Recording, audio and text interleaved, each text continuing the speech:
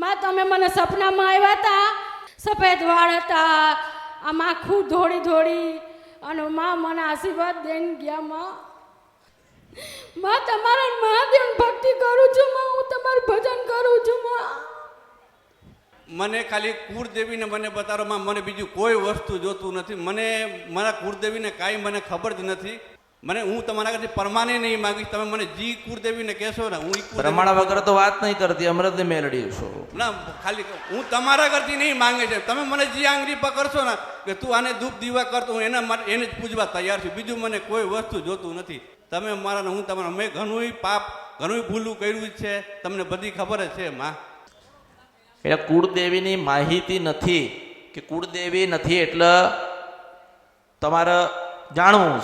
હા, કુળદેવીને મને કઈ ખબર જ નથી, એમ કે હું મારા કુળદેવી કઈ પૂજાય છે માં, એમ કહું છું તમને. ભલે ભલે સેવા તું કરીશ, સાચવી સેવા કરીશ, તને એમ કહું છું. હા માં, હા માં. સારું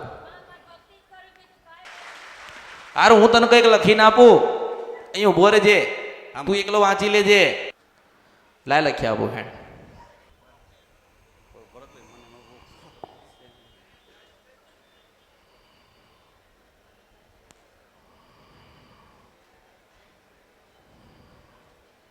એમ દૂર, આમ દૂર ઉભો રહે, ત્યાં ઉભો રહે, થોડુંક આગળ જા. મનોમન વાંચી લે. જો અને પ્રમાણે મેં 33 દિવસ લખ્યા. કેટલા દિવસ લખ્યા? 33 દિવસ. હા હા.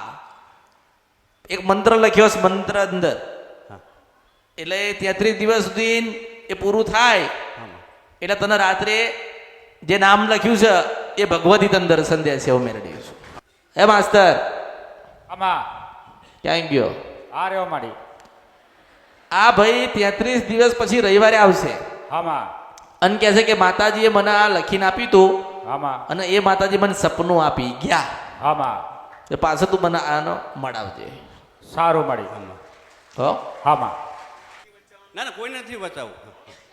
એમ જ એક મંત્ર લખ્યો છે ને, એ મંત્ર તારા પૂરતો હતો. હા હા માં. હો, હા હા, એ કુળદેવી લઈને આવે એવો મંત્ર મેં મેલડી આલ્યો. હા માં, હા. હા, આશીર્વાદ આપજો.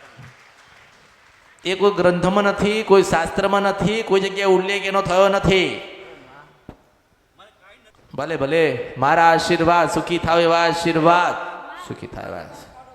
માં સ્વર્ગ જીતી ગયા માં, તમારા પાસે પગે પડ્યા એટલે સ્વર્ગ મારા મળી ગયા. મારા બીજું કાંઈ જોતું નથી. મેં તને આપી વસ્તુ, બહુ કિંમતી વસ્તુ આપી છે, ખાલી એને હાચવ. હો.